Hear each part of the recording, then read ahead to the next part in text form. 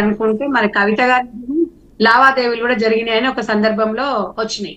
మరి అట్లాంటి లావాదేవీలు జరుగుతున్నప్పుడు ఫోన్ ట్యాంపరింగ్ చేసిరు అనుకోండి, చేయొచ్చు. కానీ మరి కేసీఆర్ గారికి మరి ఈ రోజు అది ఒకటే గారు కదండి, కేసీఆర్ గారి ఫోన్ ఒక ట్యాంపరింగే కాదు, కలెక్టర్లతో కూడా చాలా అంటే అవినీతి పరంగా వాళ్ళతోని స్వయంగా కాంగ్రెస్ ప్రభుత్వం వచ్చిన తర్వాత రివ్యూ మీటింగ్ పెట్టినప్పుడు కూడా ఒకటే చెప్పిండ్రు అనమాట. ఈ సందర్భాలలో ప్రజలకు అనుకూలంగా చేయకుండా చాలా మంది ధరణి దాంట్లో కూడా ఈ అధికారుల పాత్ర కూడా ఉంది. ఈ అధికారుల పాత్ర ఎవరు? ఇక్కడ కేటీఆర్ గారు లేకపోతే కేసీఆర్ ప్రభుత్వం అండతోనే చేసింది ఇవన్నీ. ఇది ఒకటే కాదు, మనం చాలా చూసినాం.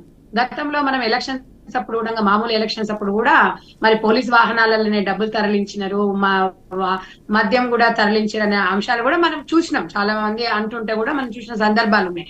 అంటే నేను అనేది ఏం సార్ అంటే, ఇది ప్రజాస్వామ్యంలో మంచి పద్ధతి కాదని చెప్పి కాంగ్రెస్ పార్టీ ఇప్పుడు హెచ్చరిస్తుంది.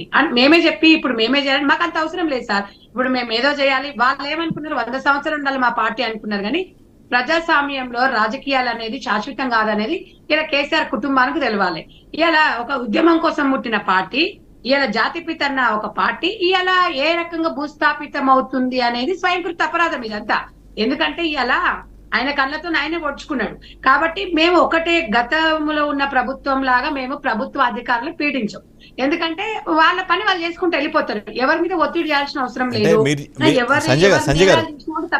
సంజయ్ గారు, మీరు చెప్పిన కామెంట్స్ ప్రకారం గత ప్రభుత్వం సహకారంతో జరిగింది అనుకుంటున్నారా ఇదంతా ట్యాపింగ్ అంతా? సార్ తప్పకుండా ట్యాంపరింగ్ అనేది జరిగింది. ప్రతి ఒక్కరిది కాదు. ఆ రోజు గతంలో ప్రతి ఒక్కరిది కూడా, ప్రణీత్ రావు అనేది మామూలు వ్యక్తి కాదు, ఇలా ఆయన ఒక్కడో చేసింది కాదు. దానికి ఒక టీం ఉంటది, మామూలు విషయం కాదండి. ఇప్పుడు ఇవాళ ట్యాంపరింగ్ చేయాలంటే ఒక్కరితో చేసే పని కాదు.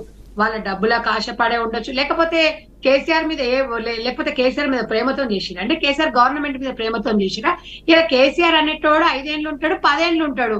కానీ ఈ అధికారులనే శాశ్వతం కదండి. వాళ్ళకి జాబ్ వచ్చిందంటే పదవి మరణ వరకు ఉంటది. వాళ్ళకి ఆ మాత్రం కూడా జ్ఞానం లేకుండా చేసిండ్రు. అది మంచి పద్ధతి కాదు ప్రజాస్వామ్యంలో అని చెప్తున్నాం మేము. అందుకనే మేము అలా చెయ్యొద్దు అని చెప్పేసి అధికారులకు పూర్తి స్వేచ్ఛనిచ్చారు రేవంత్ రెడ్డి గారు. ఆయన మీద కక్ష చేసినా, ఆయన మీద ఇంకోటి చేసినా నిప్పుగానే బయటకు వచ్చిండ్రు. సరే, ఇవాళ మాకు జరగవచ్చు, రేపు వేరే బీజేపీ వాళ్ళకి జరగవచ్చు, లేకపోతే ఇంకా వేరే వాళ్ళకు కూడా జరగవచ్చు. మామూలు విషయం కాదు. వాళ్ళకున్న పని అదే, అవినీతి చేయాలి, దొడ్డిదారులు పోవాలి. అందుకని చెప్పేసి ప్రజలను మేము ఏదో రకంగా చేయాలన్నారు. ప్రజలు ఏమి తీర్పిచ్చారు సార్? ఇది ప్రజాస్వామ్యంలో ఇప్పుడు ఒక భర్త ఫోన్ ముట్టుకున్నా, భార్య అనుమతి లేని భర్త ఫోన్ ముట్టుకున్నా కూడా నేరం అనేది మనకు తెలుసు. ఇది ఎంత పెద్ద నేరం తెలుసా సార్? ఇది ఇంత పెద్ద నేరం అని తెలిసినా కూడా ఈ అధికారులు చదువుకున్నోళ్ళు, సరే మరి రాజకీయ నాయకుడు, మరి ఆయనకు నా తెలివి ఉందో తెలివి లేక మరి ఆయన చెప్పినా కూడా వీళ్ళు చదువుకొని ఇలా ఒక మంచి ఉద్యోగంలో ఉండి, ఒక వ్యవస్థలో ఉండి ఇలా పనులు చేసిరంటే అది మామూలు విషయం కాదు. అది దేశద్రోహం కింద కేసు అది. సరే, మీరు ఇప్పుడు వాసుదేవరావు గారు అన్నట్టు నిజంగా సరే, ఇప్పుడు సంఘ విద్రోహులకో లేకపోతే వాళ్ళు ఏదైనా తప్పులు చేస్తానో లేకపోతే కంపల్సరీ అది రికార్డ్ మనకు అవసరం ఉంది అనుకుంటే అప్పుడు అది రికార్డ్ అనేది దానికి కొన్ని పరిమితులు ఉంటాయి. దానికి ఒక స్పెషల్ ఉంటది, దానికి ఒక లా అండ్ ఆర్డర్ ఉంటది, దానికి కొన్ని ఉంటాయి.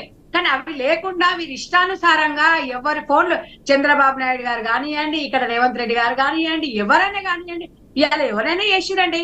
అది చేసినంత మాత్రాన ఇవాళ ఇన్ని చేసిండ్రు కదా, ఈ రోజు వాళ్ళ పరిస్థితి ఏందనేది మీరు ఒకసారి ఆలోచిద్దామా మనం అందరము?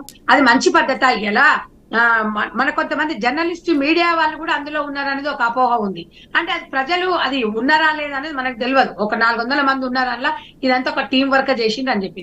ఇది ప్రజాస్వామ్యం ఎంతవరకు కరెక్ట్ సార్? ఇది అంటే ఎంతవరకు బతకగలుగుతున్నాం మనం? అరే, ఉన్న 5 సంవత్సరాలైనా మంచిగా పాలించండి, ప్రజలు గుర్తు పెట్టుకునేలా పాలించాలి. ఇలా ట్యాంపరింగ్ చేసి, వాళ్ళని చేసి, ట్యాపింగ్ చేసి ఏం చేద్దాం అనుకున్నారు?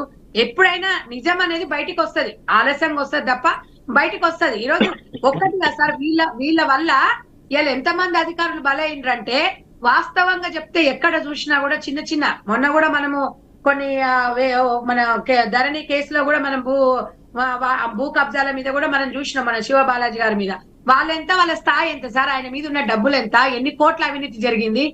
వాళ్ళ స్తోమత ఏంది? ఇవన్నీ అధికారులను చేయించలేదా బీఆర్ఎస్ నాయకులు? ఇంతగానం తెలంగాణని మీ చేతిలో పెడితే ఏం చేసిండ్రు తెలంగాణను? ఇవాళ మీరు ఎంత తెలంగాణ ఏమన్నారు? మీరు ఒత్తిడి, మేమేమన్నారు? 100 రోజులు ఆగండి, 50 రోజులు ఆగండి, ప్రభుత్వం కూలిపోతుంది, కొత్త ప్రభుత్వం వస్తుంది అని చెప్పారు. ఎవడు కూలిండి? అలా ఎవడు కూల్చుకున్నాడు? ఎవడు కర్మ వాడు, కర్మ సిద్ధాంతాలు. సంజయ్ గారు వాళ్ళ పాలనలో ట్యాపింగ్ వ్యవహారం బయటకు వచ్చింది కాబట్టి వారికి సంబంధించిన వ్యక్తులు ఫోన్లు ట్యాప్ కాలేదు అంటారు, అంతేనా? వాళ్ళ దాంట్లో ఉండొచ్చు సార్. ఇప్పుడు అఫ్ కోర్స్ ఆయన ఇప్పుడు కొంతమంది మీద కొంతమంది మంత్రులను ఎమ్మెల్యేలను కలవలేదు ఆయన. కొంతమంది మంత్రులను ఎమ్మెల్యేలను కలవని పరిస్థితి.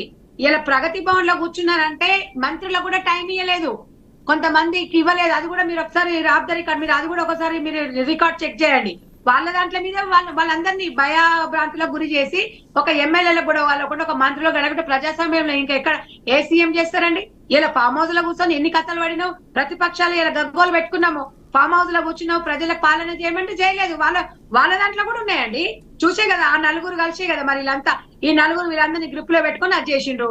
బయటికి పోకుండా మీ చిట్టా మేము ఇప్తాం, మేము అది చేస్తాం, మేము ఇది చేస్తామని అందరినీ చేసిండ్రు. వాళ్ళకి అనుకూలంగా ఉన్న వాళ్ళకు ప్రమోషన్లు ఇచ్చిరు, కోట్లు ఇచ్చిరు, లక్షలు ఇచ్చిరు, కోట్లు ఇచ్చిరు, 1000 కోట్లు తాతలు ముత్తాతలు బతికేటట్టు ప్రజల్ని అమాయకులను చేసి వాళ్ళ ఉసురు మామూలుగా పోతుందా సార్? ఇలా పోవాలి కేసీఆర్, ఇలా అందులో ప్రమేయం ఇలా కేసీఆర్ ప్రభుత్వంగా కేసీఆర్ స్వయాన జైలుకు పోవాలి. ఈ దేశద్రోహం కేసు కంపల్సరీ ఇది మొత్తం అంతా చిట్టా బయటకు వస్తుంది సార్. వచ్చిన తర్వాత ఇవాళ ప్రజాస్వామ్యంలో ప్రతి ఒక్కరికి కూడా లా అండ్ ఆర్డర్ మీద ప్రతి ఒక్కరు కూడా శాంతి భద్రతల విషయంలో అందరికి ప్రతి ఒక్కరికి రెస్పెక్ట్ చేయాల్సిందే.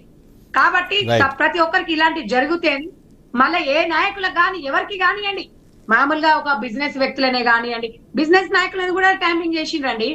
వాళ్ళని నువ్వు ఇట్లా చేస్తున్నావు అట్లా చేస్తున్నావు వాళ్ళని అది చేసేసి వాళ్ళ దగ్గర ఉన్నది వాళ్ళని రాబట్టుకోవడము, లేకపోతే వేరే పార్టీలో మీరు ఇట్లా చేసారు కదా ఈ పార్టీలకు మేము తీసుకోవాలి, మొత్తం అసలు ప్రతిపక్షం లేకుండా టీడీపీని చేసిరు, తర్వాత కాంగ్రెస్ చేద్దాం అనుకున్నారు. ఇలా ఏం జరిగింది సార్? అదొకసారి ప్రజాస్వామ్యం. ఇదంతా మీరు ఏదో చేద్దాం అనుకున్నారు, ఏం చేద్దాం అనుకున్నారు? ఓకే, ఇప్పుడు బీజేపీ పార్టీ ఉంది, లేకపోతే ఇంకా వేరే వేరే పార్టీలు ఉన్నారు. మేము ఇంత ఘోరంగా ఎవరిని కూడా అది చేయలేదు, ధైర్యంగా ప్రజలను ఎదుర్కొన్నారు. ఏదంటే లైవ్ డిస్కషన్ మాట్లాడుకున్నాము, ప్రతిపక్షంలో మాట్లాడుకున్నాం. కానీ ఇంత దౌర్భాగ్యమైన పరిస్థితి, ఇంత దరిద్రమైన పనులు కేసీఆర్ కుటుంబానికి ఏంటండి? లిక్కర్ ఏంది, ట్యాంపరింగ్ ఏంది? సబ్జెక్ట్ డిబేట్ అవుతుంది. సంజయ్ గారు, వాసుదేవరావు గారు, ప్రతిపక్షాన్ని లేకుండా చేయడంలో భాగంగానే ఇటువంటి ప్రయత్నాలు జరిగాయి అనుకోవచ్చా వాసుదేవరావు గారు? దానికంటే ముందుగా ఒక చిన్న అంటే ఈ డిస్కషన్ లో మాట్లాడుతున్నప్పుడు ఒక చిన్న అంటే ఒక అర్థమవుతుంది ఏంటంటే పరిస్థితులు చూస్తుంటే, ఒకప్పుడు ఎవరైనా ఒక షాప్ పెట్టుకుంటే ఏం చేశారు, ఆ ఓనర్ వెళ్ళి ఆ షాప్ లో కూర్చునేటోడు, గల్లా పెడితే జాగ్రత్తగా ఉండేటోడు. తర్వాత మధ్యలో ఏదైనా బ్రేక్ కావాలనుకుంటే భర్తనో భార్యనో లేదా పిల్లలను కూర్చోబెట్టుకొని ఆ విధంగా ఎదురు వ్యాపారాలు జరిగాయి. ఎప్పుడైతే సీసీటీవీ టెక్నాలజీ వచ్చిందో ఇక షాప్ లో కూర్చోని అవసరం, ఓనరు ఇంట్లో కూర్చున్నాడు, స్క్రీన్ పెట్టుకున్నాడు, అట్లా 4 షాపులు పెట్టుకునే అవకాశం ఉంది, నాకు టీవీ పెట్టుకుంటే వచ్చేస్తుంది. ఆ టైప్ లో నాకు తెలిసి కేసీఆర్ గారు అందుకని ఎవరితో కలవాల్సిన అవసరం లేదు, ఎవరితో వినవాల్సిన అవసరం లేదు, హాయిగా ఫోన్ ట్యాబ్లు పెట్టుకుని ఏది కావాలో ఏది దేనికి ఎవరికి ఇన్స్ట్రక్షన్ ఇవ్వాలో, ఎవరిని ఎక్కడ తొక్కాలో, ఎవరిని ఎక్కడ చేయాలో, అంటే ఆ స్థాయికి ఇప్పుడు మనం జనరల్ గా ఒక రాజకీయ నాయకుడు కానీ ఒక ప్రభుత్వ పెద్ద అందరూ కలుస్తారు. ఎందుకంటే కలిసిన తర్వాత ఎవరేం ఆరోపణలు ఉన్నాయా లేకపోతే ఎవరెక్కడ ఇబ్బందులు ఉన్నాయా, ఈయనకి అవసరం లేకుండా పోయినట్టుంది. ఎందుకంటే మొత్తం అసలు ఎవరేం మాట్లాడుకుంటున్నారు పూర్తిగా అంటే పూర్తిగా అంటే ఒక అరటిపండు ఒలిచిపెట్టినట్టుగా ట్యాపింగ్ ద్వారా వస్తున్నప్పుడు ఇంకా ఎవరిని కలవాల్సిన అవసరం లేదు. అది ఈ యొక్క రహస్యం ఏదైతే ఉందో కేసీఆర్ గారు ఫామ్ హౌస్ నుండి ఎలా పరిపాలించారనేది అంటే రహస్యం అనిపిస్తుంది. ఈ టోటల్ ఎపిసోడ్ లో మీరు మీ పార్టీ వాళ్ళు బాధితులా లేదంటే సహాయకారులు? ఎందుకంటే బీజేపీకి బీఆర్ఎస్ కి మధ్య ఇంటర్నల్ ఒప్పందం ఈ మధ్య పెద్ద పెద్ద వాదనలు వచ్చాయి, పెద్ద పెద్ద ఆరోపణలు వచ్చాయి కదా, అందువల్ల అడుగుతున్నాను. మీ పార్టీ వాళ్ళు బాధితులా లేదంటే సహాయకారులా ఈ టోటల్ ఎపిసోడ్ లో?